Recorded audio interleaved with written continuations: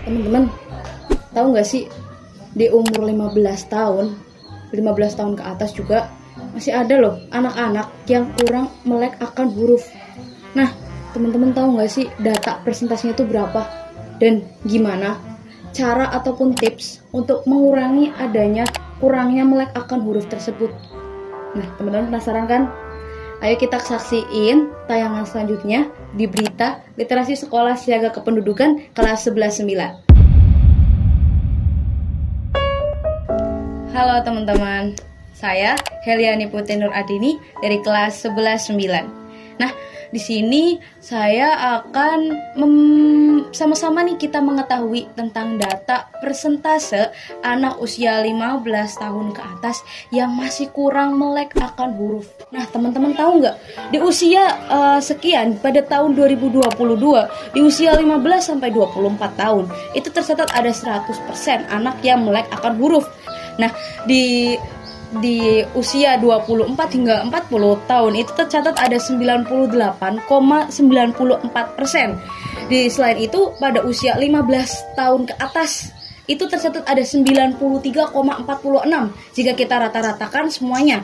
Nah, selain itu di usia 45 ke atas itu tercatat jika kita hitung semuanya rata-rata, kita akan memperoleh jumlah data persentase sebanyak 84,38.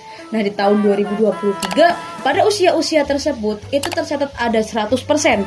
Nah, di angka 24 hingga 44 tahun tercatat ada 99,59.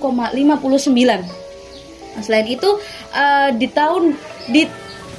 di umur 15 tahun ke atas tercatat ada 91,5 data persentase anak yang melek akan huruf. Selain itu ada 76,46% di angka 44 tahun ke atas. Nah, teman-teman, kita tadi sudah tahu nih data persentase usia anak 15 tahun ke atas yang melek akan huruf. Nah, ada beberapa usia yang menurut saya nih kurang dalam memahami apa itu sebenarnya pentingnya melek akan huruf dalam memahami perkembangan zaman sekarang. Nah, mungkin itu bisa diatasi dari mungkin semula mereka sejak dini di umur sebelum 15 tahun. Nah, teman-teman tahu nggak, ada beberapa tips dari saya nih untuk mengembangkan kecerdasan anak dalam memahami meleknya akan huruf. Yang pertama nih, kalian bisa ajak anak tersebut berjalan-jalan membeli buku ke toko buku. Nah, dengan adanya dia sering membaca buku, dia akan mengetahui berbagai kata yang beragam. Yang semulanya mungkin dia hanya tahu makan, minum, dia bisa berkembang menjadi kalimat-kalimat yang mungkin bagi dia masih asing, cuman dia itu bisa mengembangkan tata bahasanya.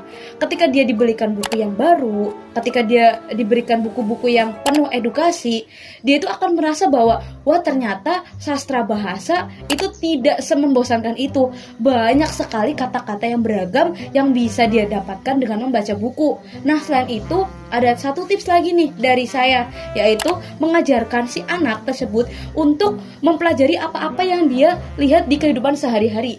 Semisal dia pergi ke sawah. Jika dia tidak diniatkan untuk bersama-sama dengan belajar, itu akan cuma melihat, oh itu sawah, oh itu pak petani. Tapi jika kita bercerita di situ, kita bisa kayak menjelaskan ke dia, itu loh dek, ternyata beras yang kita makan itu tidak instan. Padi yang kita hasilkan untuk menghasilkan beras lalu menjadi nasi itu butuh proses yang lama. Nah, dari mulai Pak Tani menanam sawah, Pak Tani harus memberi pupuk, ataupun Pak Tani harus mengairi sawah. Nah, teman-teman bisa terapin itu kepada adik-adik semuanya. Nah, misal kayak adik sepupu, adik kandung, di situ teman-teman tuh bisa kayak sharing-sharing aja gitu. Jadi teman-teman ketika jalan-jalan ataupun hangout sama adik-adik itu nggak hanya pulang bawa kesenangan saja, tapi juga ilmu bermanfaat. Nah, itu tentang pentingnya melek akan huruf di usia dini. Nah, mungkin itu saja yang bisa saya sampaikan di berita kali ini. Mungkin mohon maaf apabila saya dalam menyampaikan berita kurang memahami ataupun masih kurang dalam tata menyampaikannya, karena saya masih banyak kurangnya dan kesempurnaan itu hanya milik Allah Subhanahu wa taala. Oke.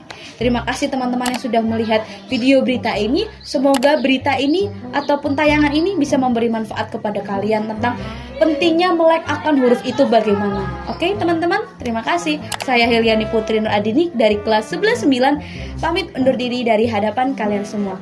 Wassalamualaikum warahmatullahi wabarakatuh. Dadah.